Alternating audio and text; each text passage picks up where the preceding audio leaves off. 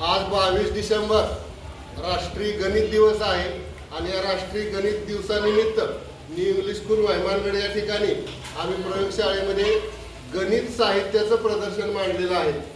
खूप सारं साहित्य गणिताचं आहे।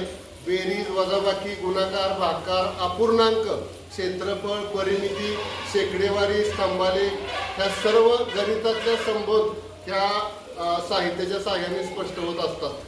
तर असं हे गणिताचं जे प्रदर्शन आहे तर हे प्रदर्शन या ठिकाणी मांडलेलं आहे। चला आपण सर्व साहित्याची वगैरे माहिती करून घेऊया। हे भूमापन सायकल आहे। हे गणितीय जादुई पेटी आहे। ही परिमितीचा मोजण्याचे हे आहे आणि ही संख्या निर्मिती कशी होते त्याच्याबद्दल माहिती मिळते। हे अंशकोन मापक आहे। हे संख्यापट्टे आहेत। हा अपूर्णांकाचा जादुई बॉक्स आहे। यातून वर्तुळाचे अपूर्णांक समजतात। हा वर्तुळ आहे, ह्याचे पूर्ण किती समान भाग होतात ते दाखवलेले आहे। हा टेंग्राम्स आहे, यातून वेगवेगळे आकार तयार करता येतात। हे ऋणबिल्ला आहे।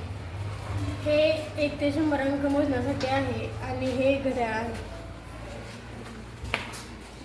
ही दिनदर्शिका आहे।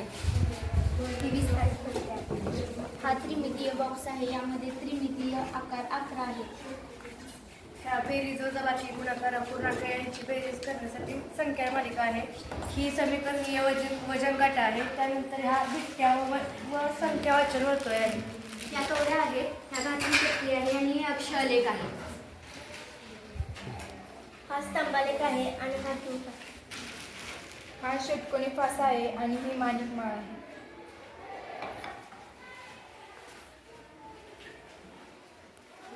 हा स्तंभालेख आहे। हा बिट्ट्या संख्यावाचक वर्तुळ आहे आणि हा अक्षरालेख आहे। हा ऋणबिल्ला आहे। हा जादुई अपूर्णांकांचा बॉक्स आहे। ही मण्यांची माळ आहे। ही संख्यापट्टी आहे। हा अपूर्णांक आहे आणि हे त्रिमितीय आकार आहे।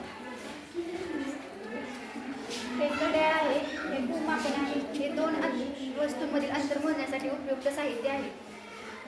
ही घातांकपट्टी आहे। हे अंशकोन मापक आहे आणि ही दशमपंक्ती आहे। हा गणिताचा जादुई बॉक्स आहे। एम बॉक्स आहे आणि विस्तारित पट्टी आहे। हा समीकरणासाठी वजन काटा आहे। ही सर्व अंकांची झुंज आहे। ही अंककाडी आहे। हा बिट्टे आहे आणि ही दिनदर्शिका आहे।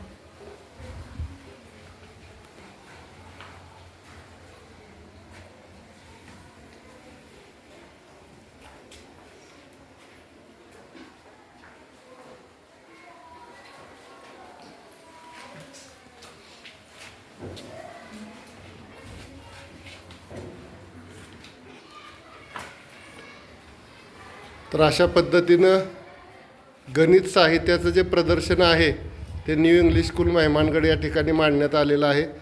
अतिशय खूप साऱ्या छान छान वस्तू आहेत। मुलींनी सर्व अभ्यास करून त्याची माहिती सांगत आहेत।